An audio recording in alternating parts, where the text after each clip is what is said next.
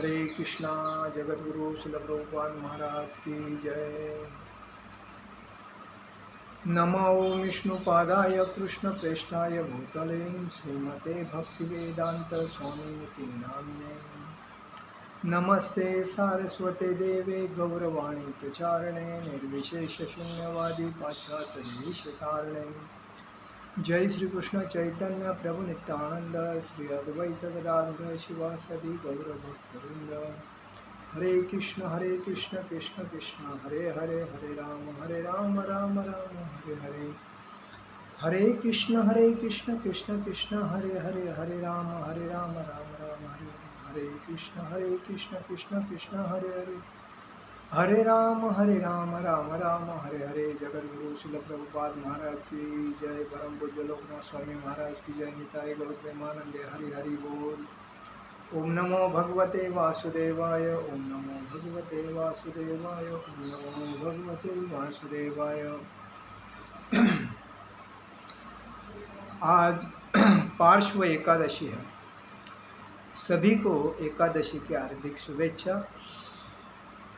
पार्श्व एकादशी का महत्व ये है कि भाद्रपद शुक्ल पक्ष में जो इस एकादशी को पूजता है उसे पुण्य प्राप्त मिलता है, स्वर्ग में स्थान मिलता है और मोक्ष प्राप्ति होती है और पापों से मुक्त हो जाता है। इस एकादशी को ही भगवान वामन अवतार में प्रकट हुए। इसका ऐसा है कि पार्श्व एकादशी वामन एकादशी भी कहते हैं, इसको पद्मा एकादशी भी कहते हैं और परिवर्तिनी जयंती एकादशी भी कहते हैं। इस दिन वामन देव की पूजा ज़्यादा करके होती है। तो जब वामन देव की पूजा हो जाती है तो ऐसा समझा जाता है कि तीनों लोगों की पूजा की जाती है। ब्रह्मा विष्णु ये तीन, मतलब आकाश धरती और पाताल, ये तीन लोगों की पूजा की जाती है। इस दिन भगवान जो ये चतुर्मास चालू है, इस भगवान 4 महीना सोते हैं विष्णु भगवान क्षीर सागर में। तो आज के दिन में भगवान करवट लेते हैं, इसीलिए उसको परिवर्तिनी एकादशी कहा जाता है। इस एकादशी का महत्व ये है कि त्रेता युग में बलिनायक एक दानव राजा था। वह भगवान विष्णु का बहुत निस्सीम भक्त, एकनिष्ठ भक्त था। नित्य ब्राह्मणों की सेवा करता था, पूजा यज्ञ करता था और यज्ञ का भी आयोजन करता था, यज्ञ करता था। लेकिन उसने सभी देवता को जीत लिया था, लेकिन इंद्र से वो द्वेष करता था। और इसने इंद्र से जब द्वेष करता था तभी सभी देव को इसने जीत लिया, लेकिन सभी देवता इसके साथ मिलजुल के रहते थे। तभी एक दिन इसने क्या किया, सभी देवता को एकत्र करके विचार करके भगवान के पास गए। बृहस्पति, इंद्रादिक देवता, ये सब भगवान के पास जाके नतमस्तक होके दंडवत प्रणाम किया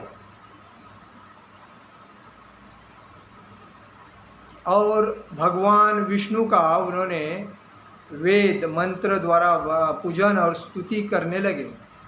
तभी भगवान ने वामन रूप धारण करके 5वां अवतार लिया था। और वो ही वामन रूप कैसा था, तेजस्वी था। और तेजस्वी रूप होने की वजह से उसने राजा बलि को जीत लिया था। ये तेजस्वी रूप कैसा था, ब्रह्मचारी, वामन रूप ब्रह्मचारी, छोटे ब्रह्मचारी जो रहता है लड़का, उसके जैसा रूप लेकर राजा बलि से उसने 3 पग भूमि मांगी। 3 पग की भूमि मांगने की याचना करते हुए उन्होंने क्या कहा राजा बलि से। राजा बलि यह उनका निस्सीम भक्त था, वह दयावान भी था, और उसने सभी देवता को जीत लिया था। तभी सब देवता प्रसन्न होके भगवान के पास जाकर भगवान को याचना किया कि धरती पर अवतार लेने की। तभी भगवान ने अवतार लिया वामन रूप, 5वां अवतार ये है भगवान का। तो 5वां अवतार लेते ही भगवान वामन रूप में ब्रह्मचारी के अवतार में थे। तो उन्होंने राजा जो बलि राजा मतलब दानी था, तो उसने राजा बलि से 3 पग भूमि मांगी। तो उन्होंने बोला बस 3 पग ही भूमि चाहिए। 3 पग मतलब पैर, 3 पैर। तभी राजा बलि बोला 3 पग, ओके ठीक है। और उन्होंने मतलब ऐसा 3 पग मतलब मेरे लिए कुछ नहीं, मेरे पास बहुत कुछ है। तो ऐसा विचार करके उन्होंने 3 पग उनको भूमि देने का मान्य कर दिया।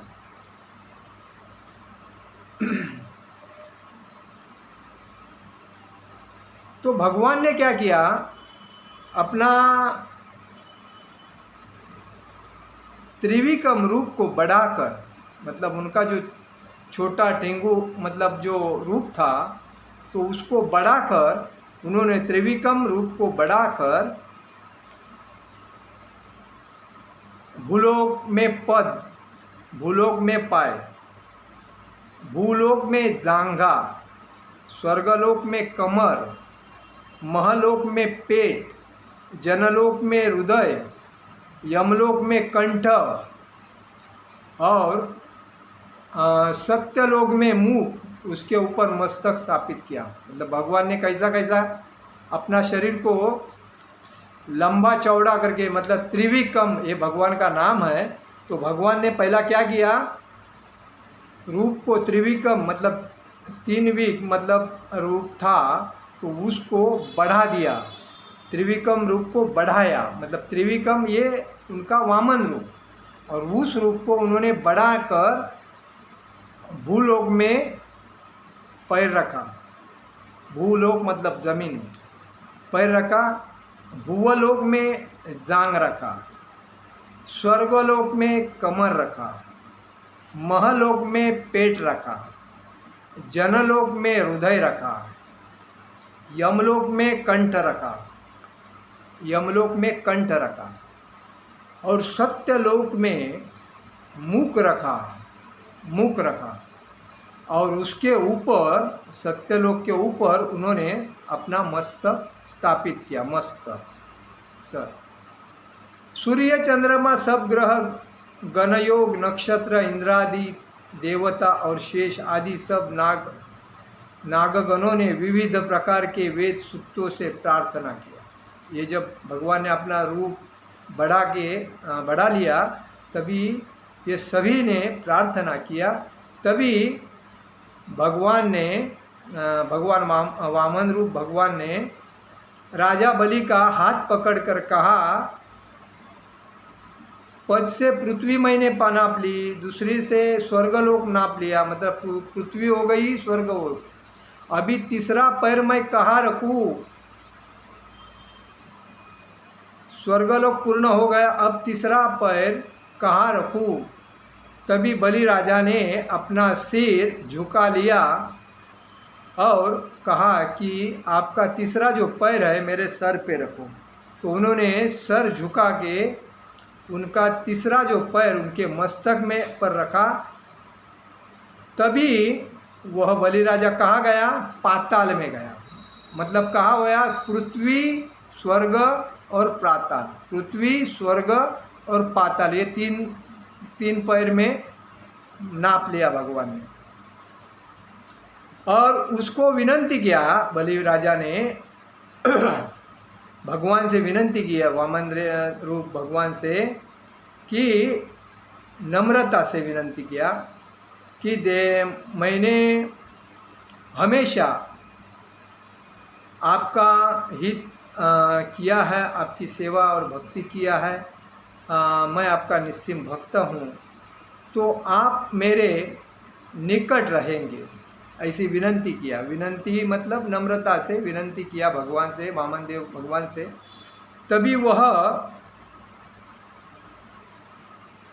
दीन बलि के तभी से भगवान बलि के आश्रम में मूर्ति स्थापित हुई है। तो दूसरी मूर्ति कहाँ है भगवान